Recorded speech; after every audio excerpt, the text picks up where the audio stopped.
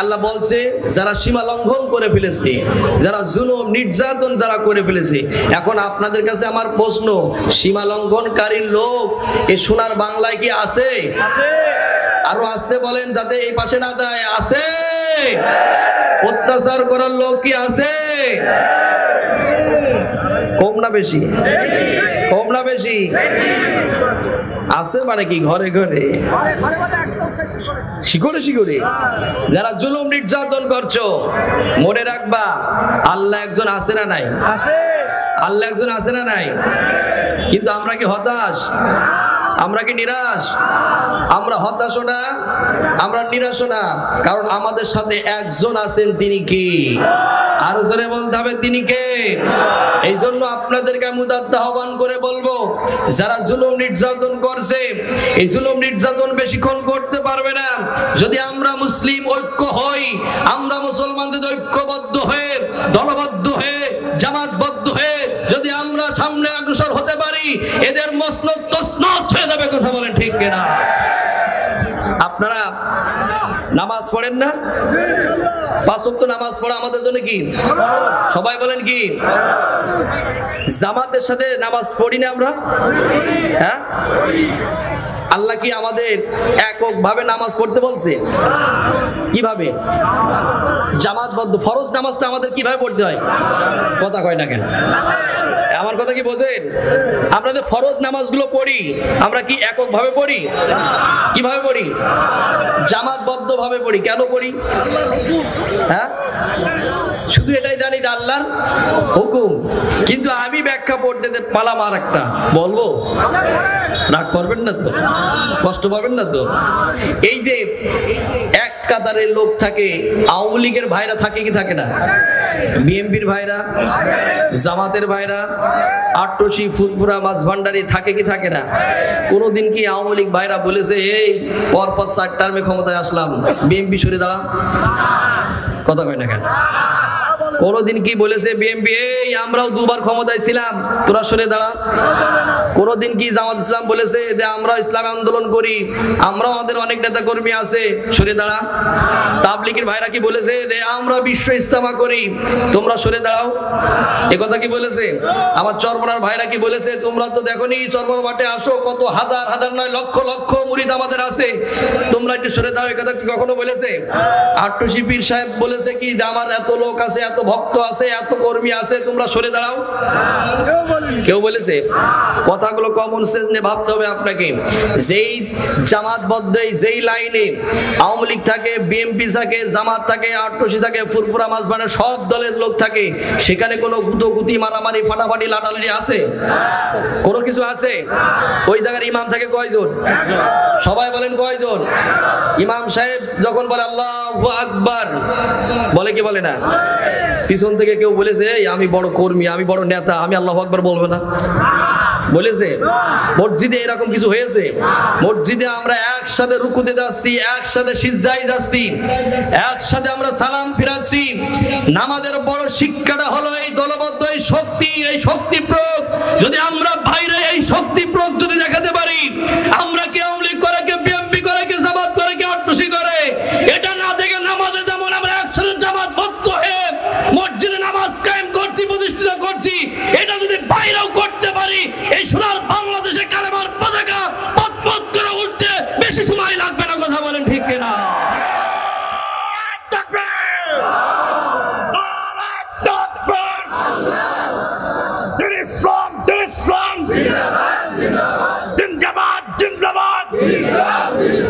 আল কোরআনের আলো, আল হাদিসের আলো, বিশ্বের মুসলিম।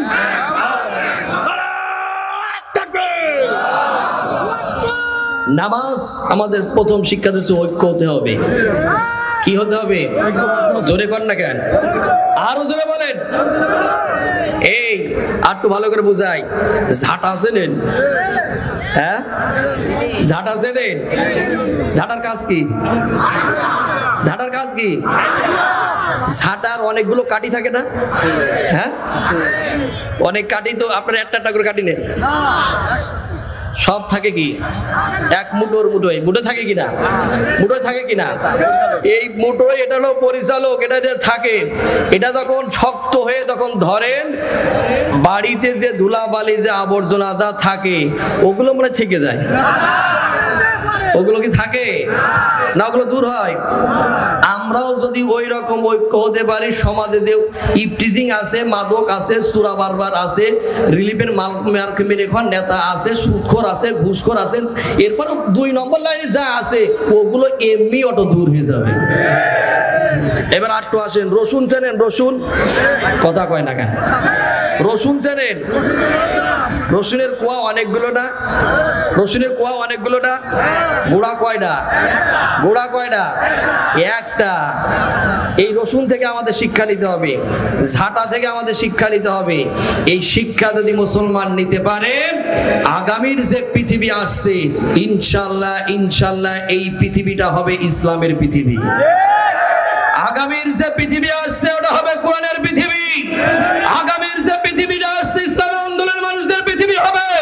যদি আমরা ঝাঁটার মতো ঐক্য হতে পারি, রসুনের মতো ঐক্য হতে পারি, তাহলে আমার সোনার বাংলাদেশ নয়, গোটা পৃথিবীতে আমরা নেতৃত্ব দেব। ঐক্য হতে হবে, ঐক্য ছাড়া বিকল্প কোনো পথ নাই। ভাই আমরা যতই বলি যে ঐক্য পড়তে হবে, ঐক্য নিয়ে আসতে হবে, এক জায়গায় আসতে হবে, ঐক্য ডাক দিচ্ছে হুজুর, আমার হুজুর এক জায়গায় কনফারেন্স করছে, এ হুজুর আর এক জায়গায় কনফারেন্স করছে, হলো কিভাবে? তাহলে ঐক্য হলো কি করে? বাংলাদেশে যত ইসলামিক দল আছে সব দলগুলো এক টেবিলে বসা লাগবে। কতক্ষণ না কেন? সব ইসলামিক দলগুলো এক টেবিলে বসা লাগবে। যদি এই জায়গা থেকে বের হয়ে আসতে হয়, নাস্তিক মুক্ত সোনার বাংলাদেশ যদি গড়তে হয়, কারণ ইসলামিক দল যারা আছে সবাই চাচ্ছে যে কোরআন দিয়ে সমাজ চলুক, রাষ্ট্র চলুক, পরিবার চলুক। এটা যদি বাস্তবায়ন করতে হয়, আমার এই ছোট্ট জ্ঞানে আমি এটাই বুঝেছি, আর চরমন নয়, আর জামাত নয়, আর আট্টুসি ফুরফুরা নয়, সবার এক প্ল্যাটফর্মে এসে এক নেতার নেতৃত্ব মেনে আগামীর পথ চলতে হবে। যদি সোনার বাংলাদেশ যদি রক্ষা করতে হয়, পারবো তো ইনশাআল্লাহ, পারবো তো ইনশাআল্লাহ। আমাদের কোনো দলাদলি নেই, কথা কন না কেন? আমাদের কোনো দলাদলি নেই, আমাদের টুপি নিয়ে মারামারি নেই, কে আমি নাচতে বললো, কে জোরে বললো, ওটা দেখার বিষয় নেই, সে মুসলিম কিনা এটাই আমরা দেখবো, কথা কন না কেন? সম্মানিত হাজির আমার, আল্লাহ রাব্বুল আলামিন বলল, যারা সীমা লঙ্ঘন করে ফেলেছে, জুলুম নির্যাতন করে ফেলেছি, ওদেরকে আমি তো আল্লাহ রাব্বুল আলামিন ওসিলাই ধরবো। কিন্তু তোমরা যারা মুমিন, কিন্তু তোমরা যারা ঈমান এনেছো, তোমরা যারা ইসলাম প্রতিষ্ঠিত স্বপ্ন যারা দেখো, হতাশ হইও না, নিরাশ হইও না, কারণ তোমাদেরকেও আমি একটু ঝালাই করতে চাই। ঝালাই কেমনে করবে? আল্লাহ রাব্বুল আলামিন এই আয়াতের ব্যাখ্যা পড়তে আমি পেলাম, ওয়ালা নাবলুওয়ান্নাকুম বিশাইইম মিনাল খাউফি ওয়াল জু'i ওয়া নাকসিম মিনাল আমওয়ালি ওয়াল আনফুসি ওয়াত থামারাত ওয়া বাশশিরিস সাবিরিন।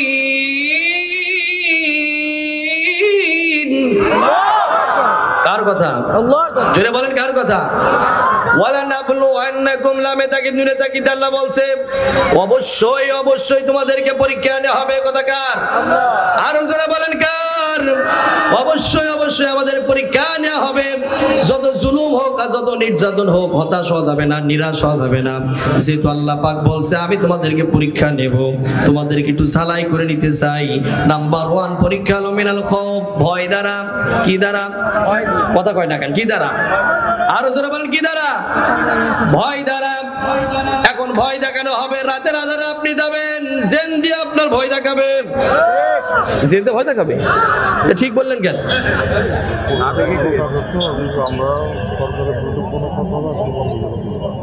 ও আচ্ছা ঠিক আছে, খুব ভালো করে শুনতে হবে কথাগুলো। আপনাদের কষ্ট হচ্ছে না তো?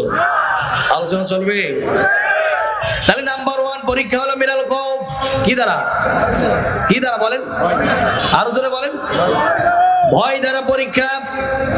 এখন এই ভয় দেখানো হবে আপনার 3 জায়গা থেকে। কয় জায়গা থেকে? কথা কয় না? 3 জায়গা। এই আপনাকে আতঙ্ক আছে কয় জায়গা থেকে? 3 জায়গা থেকে ভয় দেখানো হবে আপনাকে। নাম্বার 1 ভয় দেখানো হবে রাষ্ট্র, এরপরে পরিবার, এরপর সমাজ। 3 জায়গা থেকে আপনাকে ভয় দেখানো হবে। এরপরে আপনার ধন সম্পদ নষ্ট করে দেওয়া হবে। এরপরে আপনার সন্তানাদি নষ্ট করে দেবেন কে? আরো যারা বলেন কে? আল্লাহ বলছে ওয়াবাশশিরিস সাবিরিন। তুমি যে ধৈর্য সহকারে এই কোরআনের পথে, ঈমানের পথে তুমি অবিচল অটুট থাকতে পারো, আমার আল্লাহ বলছে ওয়া'দাল্লাহুল্লাযীনা আমানু ওয়া আমিলুস সালিহাত জান্নাতিন তাজরি মিন তাহতিহাল আনহার। আরো জোরে বলেন আল্লাহু আকবার। আল্লাহ বলল ওয়া'দাল্লাহ, আমি আল্লাহ ওয়াদা করলাম। ওয়াদা করলেন কে? আল্লাহ। আরো যারা বলেন ওয়াদা করলেন কে? আল্লাহ বলেন আমি আল্লাহ ওয়াদা করলাম যারা আমিল সলিহ করেছে, অর্থাৎ এই পরীক্ষায় যারা উত্তীর্ণ হবে, একটার পর একটা আপনার পরীক্ষা নেওয়া হবে। কারণ আপনি ঈমান এনেছি এ কথা বললেই তো আর আপনার হবে না। ঈমান যখন এনেছি তখন আমাদের পরীক্ষা নেবেন তিনি কি? আর জোরে বলেন তিনি কি? আল্লাহ পাক বলেন হাসিবান নাস আইয়ুতরাকু আইয়াকুলু আমান্না ওয়া হুম লা ইফতানুন। আরো যারা বলেন আল্লাহু আকবার।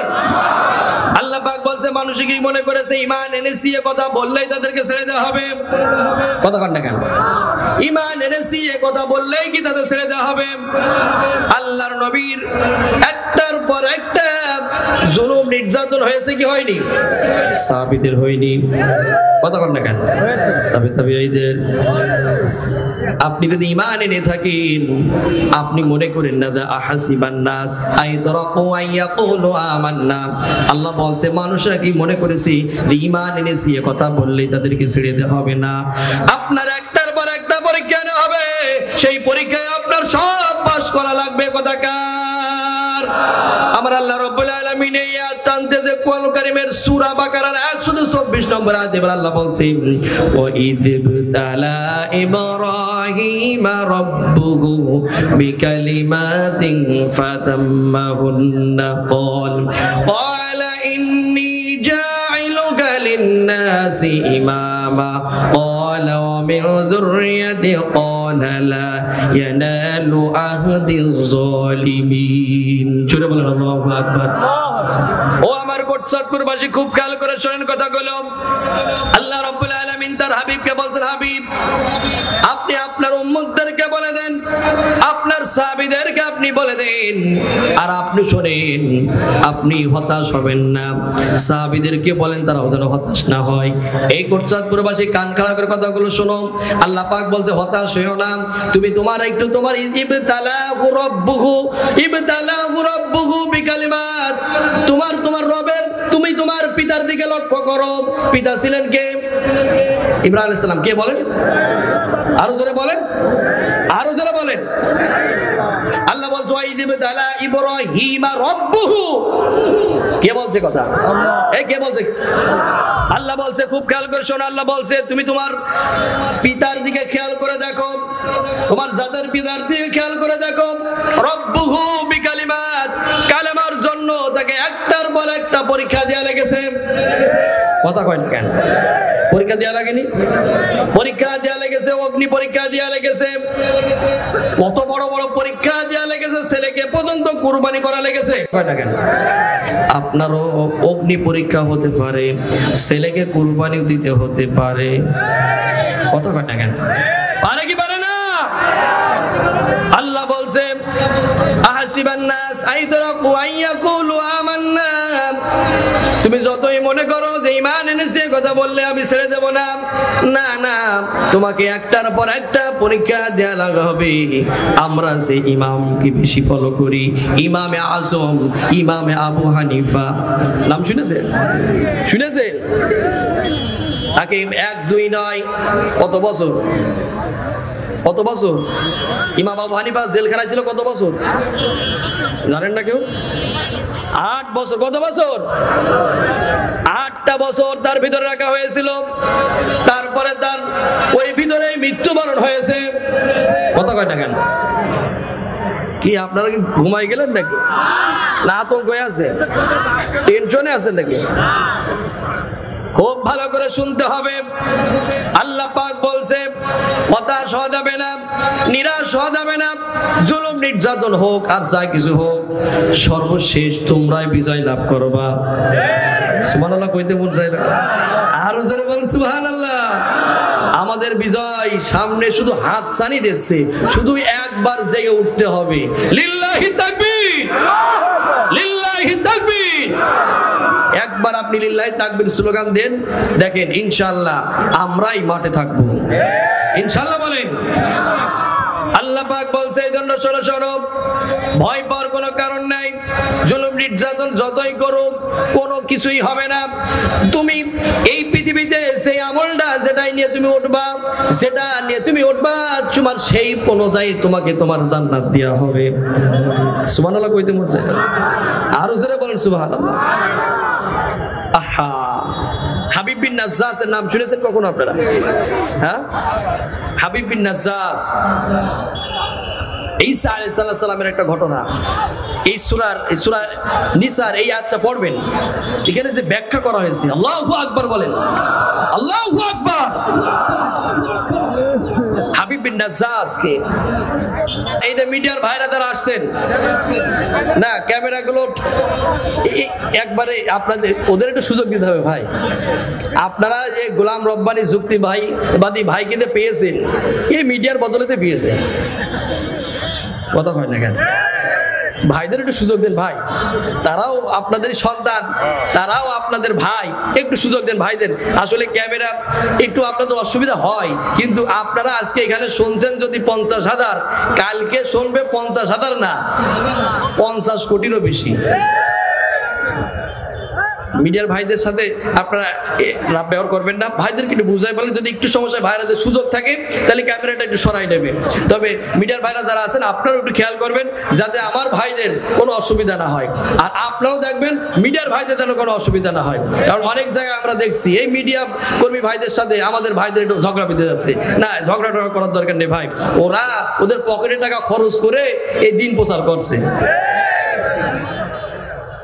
একজনের বাড়ি আমার সাথে কমপক্ষে 10-15টা ক্যামেরাম্যানরা আমার সাথে কথা বলেছে, তাদের বাড়ি কালীগঞ্জে, ওই মাগুরায়, যশোর থেকে এসেছে। তো ভাইরা এখানে আসছে কিছু তথ্য নেওয়ার জন্য, কিছু কোরআন প্রচার করার জন্য। তা আপনারা একটু যদি সুযোগ না করে দেন তো ভাইরা কষ্ট পাবে। আপনারা এই কাজ করবেন না, একটু সুযোগ, একটু ব্যাখ্যা করার সুযোগ থাকে তো সুযোগ থাকবে। আমার ভাইরা আপনারা তো আলোচনা শোনে নেই, এবং কালকে আবার আলোচনা হবে এই বামনদাই, কি জানো বড় বামনদাই, ওখানে মাহফিল আছে আমার, আপনারা ওখানে আসবেন। এরপরে নয়দালি খালিশপুরে আছে অনেক বড় মাহফিল, সেখানেও আসবেন ইনশাআল্লাহ। কথা হবে সেখানে ইনশাআল্লাহ আরো বেশি করে। সম্মানিত হাজিরিন, আমি যে কথা বলছিলাম, তাহলে হাবিব বিন নাজ্জাসের নাম শুনেছেন আপনারা? ঈসা আলাইহিস সালামের জামানার ঘটনা। দেখেন, জুলুম নির্যাতন করলে, যার উপরে বিনা কারণে বিনা দোষে অত্যাচার করলে তার সম্মান, ইজ্জত, কদর বাড়িয়ে দেয় তিনি কে? আল্লাহ। এক হাত উঁচু করে বাড়িয়ে দেয় কে বলেন? আরো জোরে বলেন, বাড়িয়ে দেয় কে? দেখবেন যে যত ইমানি শক্তির বদলেতে অত্যাচারের শিকার হবে, ওর সম্মান, ইজ্জত, কদর বেড়ে যাবে। লিল্লাহি তাকবীর। হাবিব বিন নাজ্জাস 100 বছর, কত বছর? 100 বছর। কথা বলেন না কেন? কত বছর? 100 বছর তিনি দেব দেবীর পূজা করেছে। এরপরে তার কুষ্ঠরোগ হলো। কুষ্ঠরোগ হওয়ার পরে এই দেব দেবীর কাছে গেল, বলল আমার কুষ্ঠরোগটা ভালো করে দাও। বলেন তো ভালো করার ক্ষমতা কি ওদের আছে? না। কথা বলেন না কেন? ভালো করার ক্ষমতা কি আছে? ভালো করার ক্ষমতা কার আছে? তিনি কে? আরো জোরে বলতে হবে, তিনি কে? অসুখ থেকে একেবারে ভালো করে দেওয়ার মালিক তিনি কে? অভাবে রাখেন তিনি কে? আবার অভাব থেকে মুক্ত করেন তিনি কে? বিশ্বাস হয় তো আপনাদের? বিশ্বাস হয় তো আপনাদের? খুব ভালো করেছেন। হাবিব বিন নাজ্জাসের কুষ্ঠরোগ হয়েছে, মারাত্মকভাবে তিনি পর্যায়ে চলে গেল। ইতিমধ্যে তিনি জানতে পারলেন যে এই জামানার যিনি পয়গম্বর ঈসা আলাইহিস সালাম তার কাছে গেলে কুষ্ঠ রোগটা ভালো হয়ে যাবে। এখন এই হাবিব বিন নাজ্জাস তিনি মনে মনে ভাবলেন, যদি এই ব্যক্তির কাছে যাই তাহলে কুষ্ঠ রোগটা যদি ভালো হয়ে যায় তাহলে আমি ওখানেই যাব। দেখবেন আমাদের যারা পছন্দ করে না, দাড়িওয়ালা, টুপিওয়ালা, পাঞ্জাবিওয়ালা দেখলে কিছু চাচার রাগ হয়, ও যখন বিপদে পড়ে তখন আমাদের মতো মৌলবীর কাছেই আসে।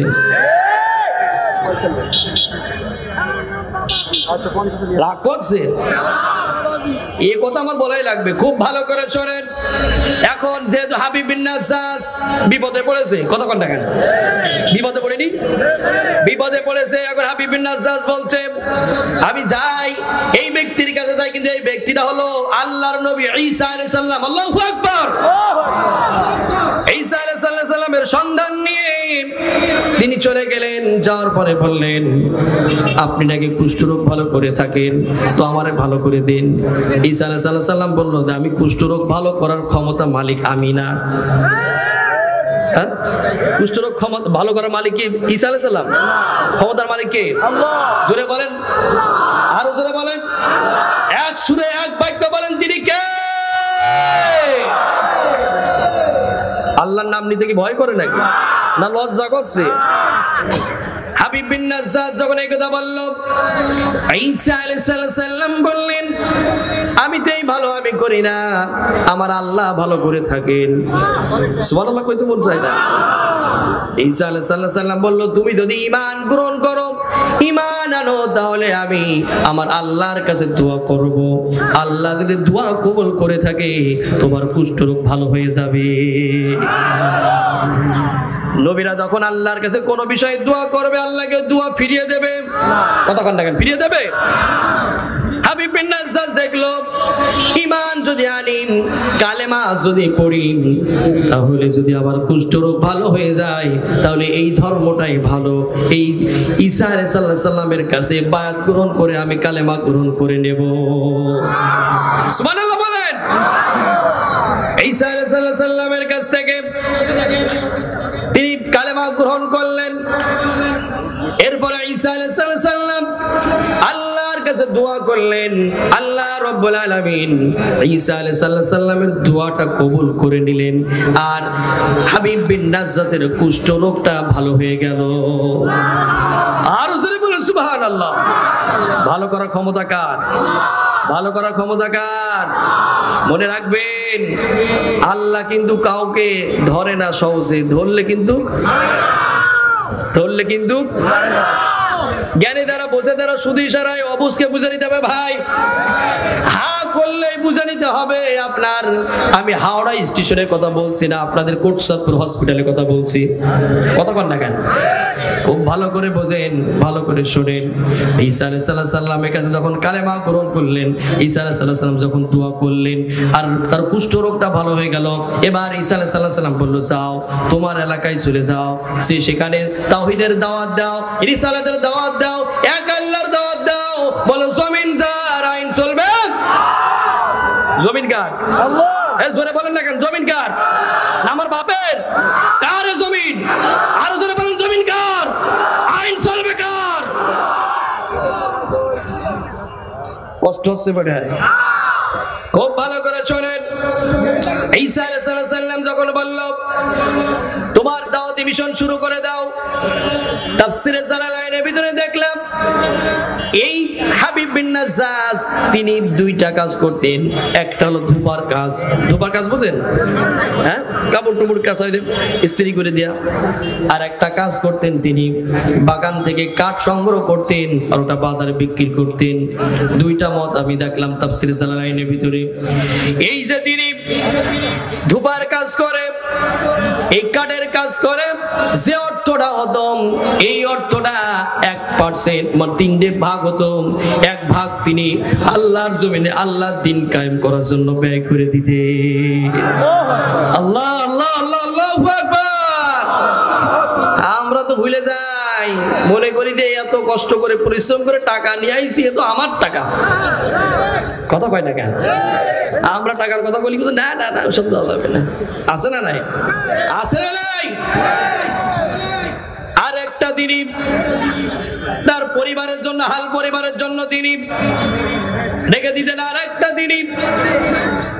ভবিষ্যতের জন্য যদি কোনো দুর্যোগ আসে কিংবা কিছু প্রয়োজনে তিনি রেখে দিত, এবং বছর শেষ হলে সেটা যদি যাকাতের আওতায় পড়ে যায় সেই পরিমাণ যাকাত দেবে। আল্লাহু আকবার বলেন। হাবিব বিন নাসার ভাবে চলতে থাকলো। খুব ভালো করে শোনেন, সূরা ইয়াসিন পড়লে আরো ভালো করে জানতে পারবেন হাবিব বিন নাসারের ঘটনাটা। কিলা দুখুলিল জান্নাতা ক্বালা ইয়া লাইতা কওমি ইয়ালামুন। আল্লাহু আকবার বলেন। হাবিব বিন নাসার শুরু করলো দাওয়াতির কাজ। এখন দাওয়াতি কাজ যখন শুরু হবে, মামুর বেটারা মনে হয় বসে থাকবে, কথা কয় না কেন? আল্লাহর নবী দাওয়াতি কাজ যখন শুরু করলো, যে আবু জেহেল বিশ্ব নবীকে বলেছিল আল আমিন, এই কথা কয় না কেন? না সন্দেহ আছে আপনাদের? যে মক্কার মানুষরা তাকে আল আমিন খিতাব দিল, যে মক্কার মানুষরা তাদের স্বর্ণ রৌপ্য আরো দামি দামি জিনিসগুলো তার কাছে গচ্ছিত রাখতো, তার কাছে আমানত রাখতো, সেই আল আমিন, সেই মুহাম্মদ রাসূলুল্লাহ সাল্লাল্লাহু আলাইহি সাল্লাম যখন বলল লা ইলাহা, জোরে বলেন না কেন? লা ইলাহা, সাটা আছে কেন? লা ইলাহা ইল্লাল্লাহু মুহাম্মাদুর রাসূলুল্লাহ সাল্লাল্লাহু, এই কালেমার দাওয়াত যখন দেওয়া শুরু করলো, আবু জেহেল এবং আবু জেহেলের সাথে তার যে সঙ্গীগুলো ছিল, ছেলেবেলাগুলো ছিল, ওগুলো তো ঘরে শিকল দিয়ে বসে থাকলো, কথা কয় না কেন? হ্যাঁ, আবু জেহেল আল্লাহর নবীকে একটার পর একটা জুলুম নির্যাতন শুরু করলো। কালেমার সার্বভৌমত্বের দাওয়াত যখন দেওয়া শুরু করলো, যখন বললো লা ইলাহা ইল্লাল্লাহ, আল্লাহ ছাড়া কোনো আইন দাতা নাই, আল্লাহ ছাড়া কোনো বিধান দাতা নাই, আল্লাহ ছাড়া কোনো রিজিক দাতা নাই, এই স্লোগান যখন দিল, আবু জেহেল কিন্তু এই দাওয়াতের অর্থ বুঝে গেল, কথা কন না কেন? আবু জেহেল কিন্তু অর্থের দাওয়াত বুঝে গেল। আজকেও আমরা যারা গোটা পৃথিবীতে এই দাওয়াত যারা দেয়, এদেরও কিন্তু একই কায়দায় একই সিস্টেমে মারা হয়। খুব ভালো করে শোনেন, ভালো করে বোঝেন। হাবিব বিন নাজ্জার যখন এই দাওয়াতি কার্যক্রম শুরু হয়ে গেল, ওই সময়ের যে জালেম বাচ্চা ছিল তার কানে কিন্তু চলে গেল হাবিব বিন নাজ্জারের কিন্তু এবার বাধা শুরু। আমি যখন এখানে বলবো নামাজ পড়েন, নামাজ পড়েন, নামাজ পড়েন, রোজা রাখেন, হজ করেন, যাকাত দেন, কোন মামু কিন্তু কোন চাচা আমারে কাটি দেবে না, কথা কয় না কেন? কিন্তু যখন আমি বলবো না এই কোরআনের রাজ কায়েম করতে হবে, নামাজ কায়েম করে আন্দোলন করতে হবে, তখনই আমার স্লিপ মারবে না, কথা কয় না কেন? কিন্তু এই কথা কি আমার বাপের? এখানে তারা আজিকা কথাগুলো কার? তুমি যদি মুসলমান হয়ে থাকো, তুমি যদি মুসলমানের ঘরে সন্তান হয়ে থাকো, তাহলে তোমার এত চলে কেন? খুব ভালো করে শুনতে হবে। হাবিব বিন নাজ্জার এই দাওয়াত যখন দেওয়া শুরু করলো, এই জালেম বাদশার কানে চলে গেল যে আপনার এরিয়ার ভিতরে এক ব্যক্তি আছে, সে এখন ঈসা আলাইহিস সালামের ধর্ম রাজ কায়েম করছে। বলেন তো এই বাদশা মিজাজ কি আর ভালো থাকবে? বলেন ভালো থাকবে? হাবিব বিন নাজ্জার তাকে নিয়ে চলে আসলো, তুলে নিয়ে চলে আসলো। নিয়ে আসার পরে তাকে একটা ঘরের ভিতরে আবদ্ধ রাখলো। রাখার পরে বললো, হাবিব বিন নাজ্জার, শুনলাম নাকি তুমি ঈসা আলাইহিস সালামের ধর্ম প্রচার করছো, তুমি নাকি বলছো জমিন যার আইন চলবে। আমাদের সৃষ্টি করেছেন কি? জোরে বলেন, সৃষ্টি করেছেন কি? সন্দেহ আছে? সন্দেহ আছে? দলিল দেব কোরআন থেকে। কে আমাদের সৃষ্টি করেছে? আল্লাহ বলছে, ইয়া আইয়ুহান নাসু উবুদু রাব্বাকুমুল্লাযী খালাকাকুম ওয়াল্লাযীনা মিন ক্বাবলিকুম লাআল্লাকুম তাত্তাকুন। এখানে কি বলেছে? ঈমানদারদের ডেকেছে। হ্যাঁ, ইয়া আইয়ুহান নাস উবুদু, এ দুনিয়ার মানুষেরা, উবুদু, ইবাদত করো, বন্দেগী করো, দাস দাসত্ব করো, গোলামি করো। কার? কার? এক হাত উঁচু করে বলেন কার? আরো জোরে বলতে হবে কার? আমরা গোলামি করবো কার? আমরা গোলামি করবো কার? আমরা ইবাদত করবো কার? আমরা আইন মানবো কার? মানবেন তো? কত মানি আমরা? এক কাপ চাই বিমান বিক্রি। কথা তো গালে ভিতর শুধু জড়াচ্ছে, শুধু বলছি রে। তাই রাগ করছেন মনে হয়? মুখটুক শুকাচ্ছে না তো? কারণ শুকাচ্ছে না তো? আল্লাহ বলছে উবুদু, ইবাদত করো, বন্দেগী করো, দাসত্ব করো, গোলামি করো। এই আয়াতগুলো কি চাচা তোমার চোখে পড়ে না? কথা কর না কেন? আল্লাহ বলছে কেন আমার ইবাদত করবা, বন্দেগী করবা? রব্বাকুমুল্লাযী খলাকাকুম, যেহেতু তোমার আমি সৃষ্টি করেছি। এ কথা কর না কেন? আমাদের সৃষ্টি করেছে কে? কে সৃষ্টি করেছে? তাহলে সেই আল্লাহর কথা বলবো, তোর এত চলে কেন? খুব ভালো করে শোনেন, এই দাওয়াতি কাজ যখন শুরু করেছে হাবিব বিন নাজ্জাজ বলছেন, হাবিব বিন নাজ্জাজকে তখন এই কথা বললো ওই জালেম বাদশা, বললো হাবিব বিন নাজ্জাজ শুনলাম তুমি নাকি এই দাওয়াতি কাজ করছো। হাবিব বিন নাজ্জাজ বলছে শোনো শোনো বাদশা, আমরা যে যার ইবাদত করি, বন্দেগী করি, এর কোনো ডকুমেন্টস নাই, এর কোনো গুণা নাই, কিন্তু তোমাকে যিনি সৃষ্টি করেছেন, আমাকে যিনি সৃষ্টি করেছেন, তিনি হলেন আমার আল্লাহ। তিনি কে? আরো যারা বলেন তিনি কে? এখনো সময় আসো, তুমি তওবা করো, এই রাস্তায় আসো। জালেম বাদশা বলছো আমার কাছে। হাবিব বিন নাজ্জাজ বলছে ওস্তাদ, ওয়াজ আমি আপনার কাছে করছি না, আমি মানুষের কাছে দাওয়াত দিচ্ছি। হাবিব বিন নাজ্জাজকে বললো পাগল হয়ে গেছে, এই জন্য আবল তাবল বলা শুরু করেছে। কথা কর না কেন? আমার নবীর মনে হয় পাগল বলিনি, এই কথা কর না কেন? এই হাজার হাজার মানুষ রয়েছে, আমার নবীর পাগল বলিনি, মাতাল বলিনি, গণক বলিনি, জাদুকর বলিনি। আমার নবীর চাইতে ভালো মানুষ এই পৃথিবীর বুকে আর একজন আছে, এই আসমান জমিনের ভিতরে একজন আছে। ওয়া আরসালনাকা ইল্লা রাহমাতাল লিল আলামিন ওয়া ইন্নাকা আলা খুলুকিন আযীম, এই শব্দগুলো ব্যবহার করেছে আমার নবীর জন্য। আর সেই নবীকে একটার পর একটা জুলুম নির্যাতন করা হয়েছে, বাসার পর মাস জেলখানায় টাকা রাখা হয়েছে। আর তুমি কেমন ইমান হয়েছে, কেমন হুজুর হয়েছে, কেমন মুসল্লি হয়েছে যে তোমার একটা গায়ের টুকা পর্যন্ত পড়ে না।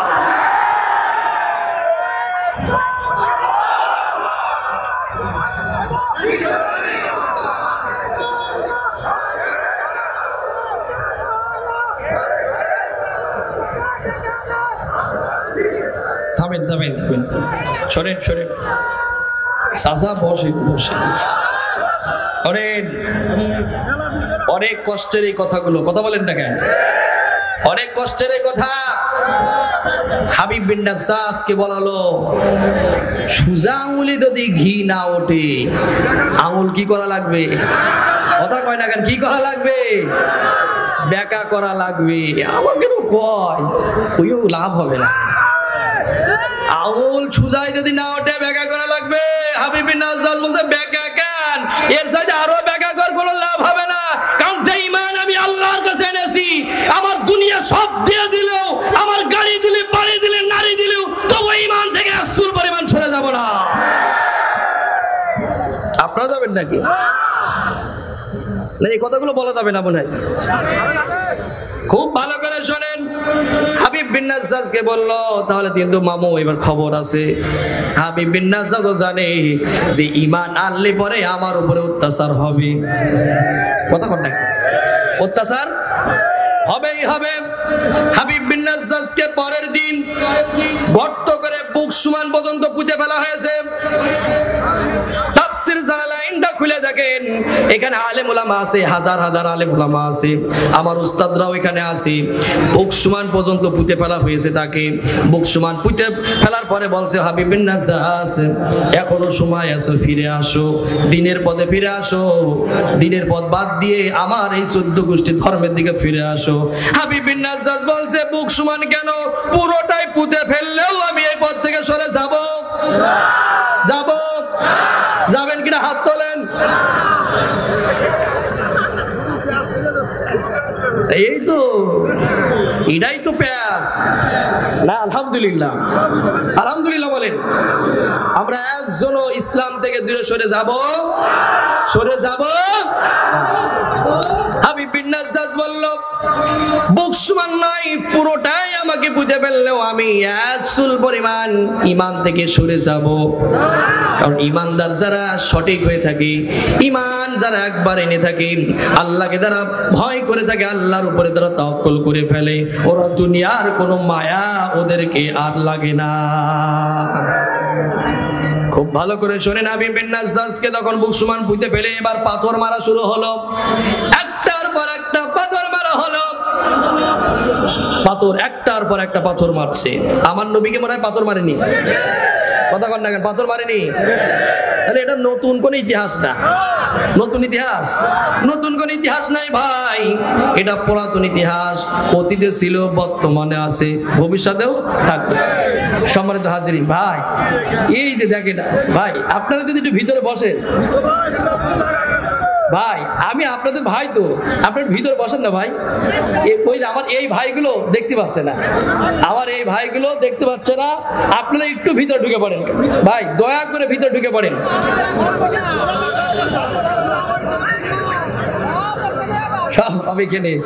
না, আমার যুবকরা তো আলহামদুলিল্লাহ, এদের সাথে আমার একটা কলিজার সম্পর্ক। আলহামদুলিল্লাহ, আলহামদুলিল্লাহ বলেন। কারণ এই যুবকরাই পাল্টাতে পারে আমার, না কোন ছিল তখন, এই যুবকরাই পাল্টাতে পারে আমার সোনার বাংলাদেশটাকে সোনার বাংলাদেশ করতে। কথা বলেন না কেন? এই যুবকগুলো তখন কোরআন ওয়ালা হয়ে যাবে, এই যুবকগুলো তখন কোরআনের মাহফিলে আসবে, এই যুবকগুলো তখন গানের কনসার্ট বাদ দিয়ে তাফসীর মাহফিলে আসবে, এই যুবকগুলো এরা আগামীর যে বাংলাদেশ আসবে, এই বাংলাদেশটাকে এরা ইসলামের বাংলাদেশ বানিয়ে দেবে।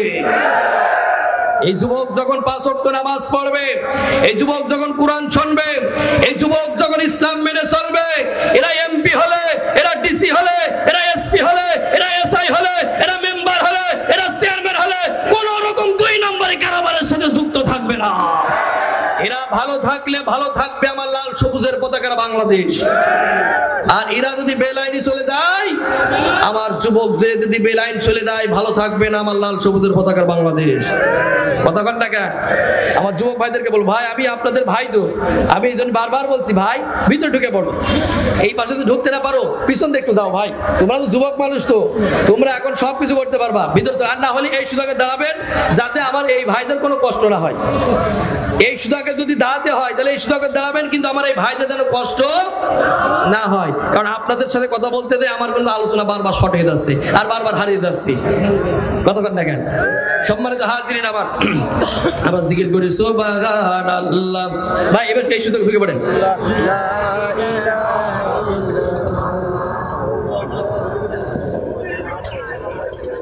এই আপনাদের কষ্ট হচ্ছে নাকি? হ্যাঁ, পড়েন না কেন? সুবহানাল্লাহ, আলহামদুলিল্লাহ,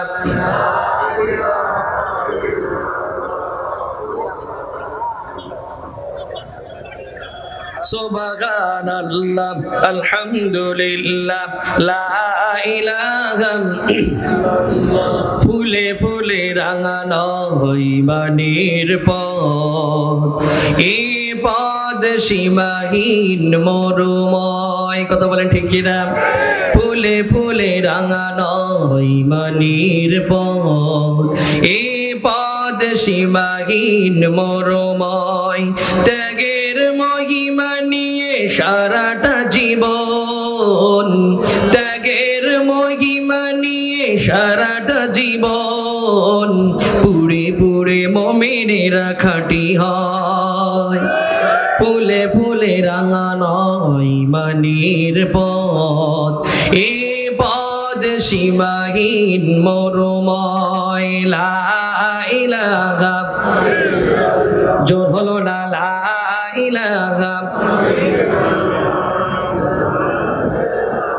লা ইলাহা ইল্লাল্লাহ মুহাম্মাদুর রাসূলুল্লাহ সাল্লাল্লাহু কষ্ট হচ্ছে না তো আপনাদের? এই একটুখানি আর কিছু কয়েক মিনিট পরে মনে হয় গোলাম রব্বানী ভাই চলে আসবে ইনশাআল্লাহ। ইনশাআল্লাহ বলেন, খুব তাড়াতাড়ি আমরা ভাইকে মঞ্চ দিয়ে দেবো ইনশাআল্লাহ। খুব ভালো করে শোনেন, হাবিব বিন নাজ্জাসকে তখন বুক সমান পুঁতে ফেলে পাথর মারা হচ্ছে। আমার নবীকেও পাথর মারছে তায়েফবাসীরা। কথা কয় না কেন? আমি সিরাত ইবনে হিজামের ভিতরে দেখলাম আমার নবীকে 5.5 কিলো রাস্তা পাথর মারতে মারতে নিয়ে গিয়েছে। আমার নবীর এই যে একটার পর একটা পাথর মেরেছে, রক্ত ফিঙ্কি দিয়ে বের হয়েছে। আরে আমার নবীর এই সম্পর্কে কথা তখন বলি, কিছু চাচা বলে যে হুজুর রাজনীতি হয়ে যাচ্ছে। কথা কয় না কেন? কিন্তু আমার নবীর কথা সেটা যদি রাজনীতি হয়ে যায়, ও চাচা তুমি তো যে আশায় বাসা বেঁধে আসো যে কবরের ভিতরে বলবো নবী আমার মুহাম্মদ রাসূলুল্লাহ, খাতা কলমে লিখে নেন। আমার নবী বলবে তোর মতো ভণ্ড উম্মত আমার দরকার নেই। আমি তো মাঝে মাঝে ভাবি, ওই যে আমি কোনো দলপাটি কিছু করি না, আমি একদম নিরপেক্ষ। আমি তো ভাবি তো কবরের ভিতরে যখন ওর প্রশ্ন করা হবে মান রব্বুকা, তো রবকে, এ রবকে আল্লাহ, রবকে তুমি চাচা রবের দল বাদ দিয়ে লেনিন কার্ল মার্কসের আইন প্রতিষ্ঠিত করার কাজ করে চলে যাচ্ছ। কবরের ভিতরে যাও, ফাটা দেবে না একেবারে। ওই শৈল কুমার ভাষায় বলে যে ফাটা দেবে না একেবারে।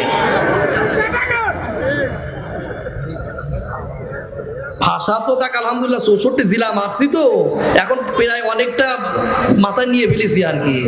এখন ওই ভাষার বললাম না, শুধু শৈলকুপা ভাষায় বললাম, যেহেতু কুপাকুপি হয় শৈলকুপাই, তো এদিন শৈলকুপা ভাষায় বললাম। তুমি নবীর দল করো না, নবীর দল বাদ দিয়ে এ দল ও দল করে বেড়াচ্ছ, আর তুমি বলবো নবী আমার মুহাম্মদ রাসূলুল্লাহ। অত সুজা না চাচা, অত সুজা না। কথা বলেন না কেন? খুব ভালো করে শুনতে হবে। হাবিব বিন নাজ্জাসকে তখন পাথর মারা হচ্ছে, একটার পর একটা পাথর মারতে মারতে, খেয়াল করেন এদিকে রক্তাক্ত হয়ে গিয়েছে হাবিব বিন নাজ্জাস। একবার হুশ, একবার বেহুশ, একবার হুশ, একবার বেহুশ। দেখেন তখন পাকে পাথর মারা হচ্ছে, রক্ত ভিঙ্গি দিয়ে বের হয়। হাবিব বিন নাজ্জাস বলে আহাদ, আহাদ। বিলাল কেউ যখন উত্তপ্ত বালকোনার উপরে যখন তাকে মারপিট করা হচ্ছে, বিলাল তখনও বলছে আহাদ, আহাদ। আল্লাহু আকবার বলে, আল্লাহ, আল্লাহু আকবার। আমরা হতাশ না, আমরা নিরাশ না, কারণ আমাদের সাথে একজন আছে। তিনি কি? তিনি কে? হাবিব বিন নাজ্জাস কথা বলতে পারে না, পাথর মেরে মেরে রক্তাক্ত করা হচ্ছে। আমার আল্লাহ রব্বুল আলামিন আছে না নাই? আছে। জোরে বলেন না কেন? আছে না নাই? আল্লাহ রব্বুল আলামিন ওই আরশে আজিমে বসে বসে মানে তামাশা দেখবে। কথা কয় না কেন? তামাশা দেখবে। ও ভাই, আল্লাহ রব্বুল আলামিন জিবরিল আমিনকে বলল, জিবরিল তুমি যাও, যাও আমার হাবিব বিন নাজ্জাসকে দুনিয়া থেকে তার জান্নাতটা তুমি দেখায় দাও। আল্লাহু আকবার। দুনিয়া থেকে যে জান্নাত দেখে, আপনি কি মনে করলেন রে ভাই? কি মনে করলেন আপনি? কয়দিন বাঁচবেন আপনি? যারা শহীদ হয় দুনিয়া থেকে তাদের জান্নাত দেখানো হয়। শহীদ আমার নাম মনে হয় 2-10 জনের আছে, এই জন্য সুবহানাল্লাহ বললাম, বাদ বাকি গুলো সুবহানাল্লাহ কইতে মন চায় না। আর জোরে বলেন সুবহানাল্লাহ। হাদিস, আল্লাহ রাসূল সাল্লাল্লাহু আলাইহি ওয়াসাল্লাম বলছে যে শহীদ হয় ওর রক্ত জমিনে পড়ার সাথে সাথে জীবনের গুনাহ খাতা সব মাফ হয়ে যায়। আহা, জীবিত থাকা অবস্থায় আল্লাহর জান্নাত দেখায় দেয়। সুবহানাল্লাহ বলেন। হাবিব বিন নাজ্জাসকে জিবরিল আমিন তার জান্নাতটা দেখাবে। আল্লাহু আকবার বলেন। জান্নাতটা দেখাবে। হাবিব বিন নাজ্জাসকে বলে, হাবিব বিন নাজ্জাস দেখো, দেখো তোমার জান্নাতটা দেখো। হাবিব বিন নাজ্জাস তো চোখ মেলাতে পারে না। আপনি সূরা ইয়াসিন পড়ে দেখেন, কিলা দুখুলিল জান্নাত ক্বাল ক্বালা ইয়া ليت قومي يعلمون بما غفر لي ربي الله أكبر হাবিব বিন নাজ্জার চোখ মেলাতে পারে না। জিবরিল আমিন তার রহমতের ডানা দিয়ে যখন তার চোখটা মেলায় দিল, আর চোখ মিলিয়ে দেখে তার জান্নাতটা তার চোখের সামনে ধরা হয়েছে। আল্লাহু আল্লাহু আকবার। হাবিব বিন নাজ্জার বলে বলল বিমা গফারা লি রব্বি, ও দুনিয়ার মানুষেরা দেখো দেখো আমার আল্লাহ আমার জন্য আমার জান্নাতটা কত সুন্দর করে সাজিয়েছে। ওই জান্নাতের নিশানা কি আছে? নিশা আছে? ওই জান্নাতের আশা কি আছে? ওই